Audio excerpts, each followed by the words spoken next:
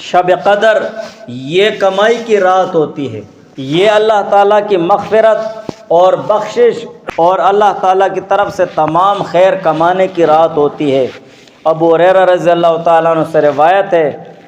حضور علیہ السلام نے فرمایا، من قام لیلۃ القدر ایمانا و احتسابا غفر له ما تقدم من ذنبہ، کہ جس کسی نے لیلۃ القدر میں ایمان کے ساتھ اور ثواب کی نیت کے ساتھ اللہ تعالیٰ کی عبادت کی، غفر له ما تقدم من ذنبہ، تو اللہ تعالیٰ اس کے تمام گناہ معاف فرما دیتے ہیں۔ اور محدثین کے اتفاق سے یہ بات معلوم ہے، اور ان تمام احادیث پر روشنی ڈالنے سے یہ بات معلوم ہوتی ہے کہ ان گناہوں سے مراد صغیرہ گناہ ہیں۔ چھوٹے گناہ اللہ تعالیٰ اس رات میں تھوڑی سی عبادت کرنے سے بھی اللہ تعالیٰ معاف فرما دیتے ہیں، اس لیے کہ بڑے گناہوں کا قرآن پاک میں جہاں پر ذکر آیا ہے تو الا من تاب کے ساتھ آیا ہے، الا من تاب، توبہ ذکر ہوا ہے اس کے ساتھ، کہ گناہ کبیرہ توبے کے بغیر معاف نہیں ہوتے ہیں۔ اب یہ بات کہ احادیث میں گناہوں کی معاف ہونے کا ذکر آتا ہے تو ان کے ساتھ صغیرہ کا لفظ کیوں نہیں لگایا جاتا ہے؟ صغیرہ کا لفظ اس لیے نہیں لگایا جاتا ہے، شیخ زکریہ رحمہ اللہ تعالیٰ فرماتے ہیں کہ میرے والد صاحب فرمایا کرتے تھے کہ احادیث میں گناہوں کے ساتھ صغیرہ کا لفظ اس لیے نہیں لگایا جاتا ہے کہ مومن مسلمان کی شان یہ نہیں کہ اس سے کبیرہ گناہ ہو جائے، اور اگر خدا نخواستہ اس سے کبیرہ گناہ ہو بھی جائے توبہ کیے بغیر وہ نہیں رہ سکتا ہے۔ اسی وجہ سے احادیث میں گناہوں کے ساتھ صغیرہ کا لفظ نہیں لگایا جاتا ہے۔ دوسری بات یہ ہے کہ احادیث میں گناہوں کے ساتھ صغیرہ کا لفظ اس لیے نہیں لگایا جاتا ہے کہ لیلۃ القدر جیسے عظیم الشان رات آتی ہے تو اس رات ہر عبادت کرنے والا اپنے گناہوں پر پشیمان اور نادم ہوتا ہے، اور توبے کی اصل حقیقت یہی ہے کہ ہر مومن مسلمان اپنے گناہوں پر پشیمان اور نادم اور شرمندہ ہو جائے اور آئندہ پختہ ارادہ کر لے کہ وہ گناہ نہیں کرے گا۔ یہ گویا کہ اللہ تعالیٰ کے سامنے توبہ کر رہا ہے، اسی وجہ سے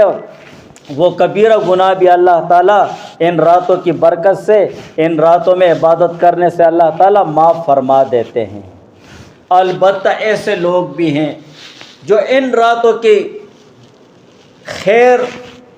اور رحمت اور برکت سے محروم ہو جاتے ہیں۔ حضرت انس رضی اللہ تعالیٰ عنہ روایت فرماتے ہیں کہ حضور علیہ السلام نے فرمایا، دخل رمضان فقال رسول اللہ صلی اللہ علیہ وسلم ان هذا الشهر قد حضرکم، کہ بے شک تم لوگوں پر یہ رمضان کا مہینہ آیا، وفیہ لیلۃ من خیر الف شہر، اور اس میں ایک ایسی رات ہے جو 1000 مہینوں سے بہتر ہے، من حرمها فقد حرم الخیر کلہ، جو کوئی اس رات کے خیر سے محروم ہو گیا ہے وہ تمام خیر سے محروم ہو گیا ہے، ولا يحرم خیرها الا محروم، اور اس رات کی خیر سے محروم نہیں ہوتا ہے مگر وہ شخص جو حقیقت میں محروم ہوتا ہے، جو بہت بڑا بدبخت اور شقی ہوتا ہے وہ اس خیر سے محروم ہو جاتا ہے۔ اور حقیقت میں یہی بہت بڑی محرومی ہے کہ لیلۃ القدر جیسی راتیں اس سے بغیر عبادت کے نکل جائیں، یہ تھوڑی بڑی محرومی ہے۔ لیلۃ القدر کی رات آ جائے اور یہ بغیر عبادت کیے